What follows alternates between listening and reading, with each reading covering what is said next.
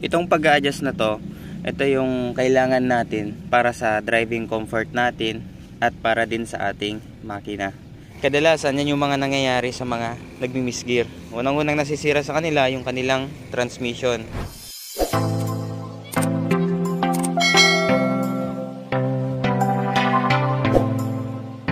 Mga ka-Phantom, so ngayong araw, pag-uusapan naman natin yung ating adjustment dito sa clutch natin. So unang-una, itong clutch natin, ito yung pinaka-importante sa ating motor. Kasi kapag wala ito, hindi natin siya mapapatakbo. Ito, ituturo ko sa inyo yung tamang adjustment dito sa ating Sniper 155. Kasi kadalasan sa mga motor natin, meron yung time na nahirapan tayo mag-shift. Meron din yung time na kapag nag-shift tayo, sobrang lagutok. Meron yung time na nakahinto tayo. Ngayon, naka second gear o first gear tayo, manahirapan tayo mag-neutral. So ito, i-discuss ko lahat sa inyo kung paano nyo siya iset ng tamang setting. So unang-una mga ka-Phantom, itong natin, clutch natin, may makikita tayo ditong adjuster dito sa loob niyan. Pwede nating buksan itong head cover, then makikita natin yon. Bali, pwede nyo siyang paikutin sa inyong kamay. So ayan, hindi ko kasi masyadong makunan ng video. So nandito yan, pwede nyo siyang kapain. Actually pwede nyo siyang kapain dito, pero mas magandang buksan nyo yung head cover. Pero hindi kasi ako dito nag-a-adjust. Ang pinag-a-adjustan ko dito ako sa mismong ito sa baba. So itong dalawa na to, ito yung niluluwagan natin. So dito tayo nagseset. So bali yung size nito, meron siyang 12mm na open range. So dito nyo siya pipihitin para ma-adjust nyo yung inyong clutch. Itong pag-a-adjust na to, ito yung kailangan natin para sa driving comfort natin at para din sa ating makina.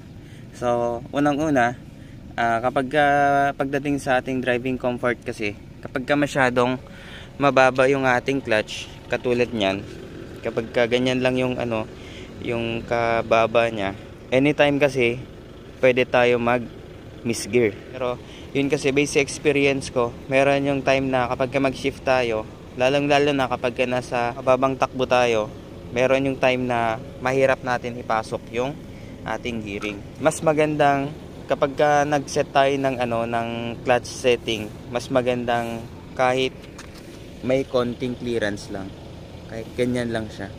So ito kasi kapag pinindot mo siya, pinindot mo yung clutch, ayan, so mararamdaman mo na kaagad yung ganit ng clutch mo. So dapat kapag mag-set tayo ng ng clutch natin, kahit may konting clearance lang, ayan. So ito, mas sinasuggest kong ganito yung setting ng clutch nyo sa inyong Sniper. Kasi kapag nag power shifting kayo, ayan, pag nag power shifting kayo, kaagad na mabibitawan nyo yung clutch nyo. Kasi kapag malalim masyado yan, kapag ganyan, meron yung time kasi na kapag nagsishift tayo ng 4th gear to 5th gear, doon nagmi-misgear tayo. So ayaw naman nating mangyari sa ating makina na kapag nag-misgear tayo, masiraan tayo ng transmission. So hindi pa yun yung natin, hindi pa yun yung masisira lang. Hindi lang transmission yung masisira sa atin, pati na rin yung ating piston or kaya yung ating valvula. Malay mo kapag nag-misgear ka, nawala sa timing yung ikot ng ng camshaft mo, pwedeng bumaluktot yung valvula ng motor mo. Kadalasan yan yung mga nangyayari sa mga nagmi-misgear. Unang-unang nasisira sa kanila yung kanilang transmission. Yun yung ating disadvantage kapag ganyan lang yung kain ng clutch mo. So kapag mag-a-adjust kayo, kahit ganito yung space niya, kung hindi kayo sanay sa 0.5 na clearance, yan kasi yung 0.5. So gawin yung 1 inch, ganyan. So pwede nyong gawin yung ganitong clearance, wag lang yung sobrang dikit na sa mismong manibela ng motor. Kasi kapag ganito talaga, mahirapan kayo mag change gear. Yan. So inuulit ko, kapag nagsiset kayo ng setting ng clutch nyo, pwede nyong gawin dito. Pero yun lang kasi medyo maproseso. Kapag kabubuksan nyo itong head cover, ito, tatanggalin mo pa yan. Pero ito kasi pwede lang yung plies or pwede mo lang siyang pihitin. Ayan. So dalawa lang naman yung tools nito. Bali naka ano siya, naka Allen bolt. So Allen wrench yung gagamitin yung pangbukas dito. So dito naman mas walang kahirap-hirap. Yung size nito is size 12. So kapag ka pinihit mo to pa-clockwise, so yan, magluluwag siya. Pero kapag ka maghihigpit ka, ito yung luluwagan mo. So ito naman counterclockwise naman to. Pag ganyan yung ikot nya. So dito naman tayo, ika-counterclockwise din natin yan. Para yung ating clutch cable, uusog siya dito. So yun, dito natin makikita yung play nya. Ayan o. Ayan, ganyan dapat. At saka kapag mag-set tayo dito ng clutch play ng ating motor, dapat siguraduhin natin na yung mismong mismong cable hindi masyadong kumakayo dito sa taas. So dapat natin din i-timing itong nandito. Kasi ito kasi kapag hindi mo na-set ng maganda to, may tendency kasing mapigtasan ka ng cable. So dapat nakagitna yan. Ayan, dapat nakagitna siya. Hindi siya dapat na hindi siya dapat na nakaganito, nakaganyan or nakapababa. Dapat straight lang. Kasi dito pwede kasing bumangking dito na part. So yung ginagawa natin kapag naghihigpit tayo, inihila natin ng dalawang kamay, then doon natin sila hinihigpitan ng sabay. Ganun lang siya kadaling iset dito.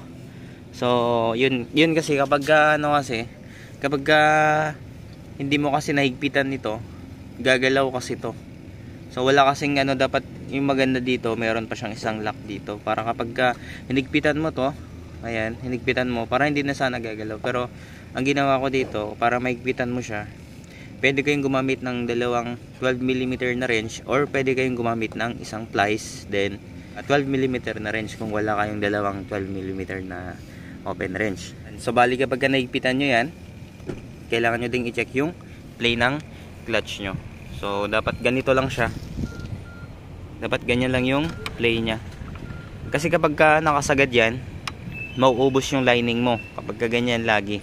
So dapat kahit konti lang, kahit ganyan lang. Sa akin kasi ganito. So ayan, hindi ko kasi may papakita sa inyo kasi yung tools nakalimutan ko, hindi ko siya nadala. So next na vlog natin, siguro isasama ko siya sa content natin para makita nyo yung pag set natin. So dapat ganyan yung clearance nya. Tsaka mas recommend kong gamitin yung ganito na taas ng clutch, kasi kapag nag-shift tayo, pwede lang tayo mag half clutch. Kahit ganito lang yung natin, pang pagpisa natin sa clutch natin, hindi tayo mahirapan magpasok ng gearing.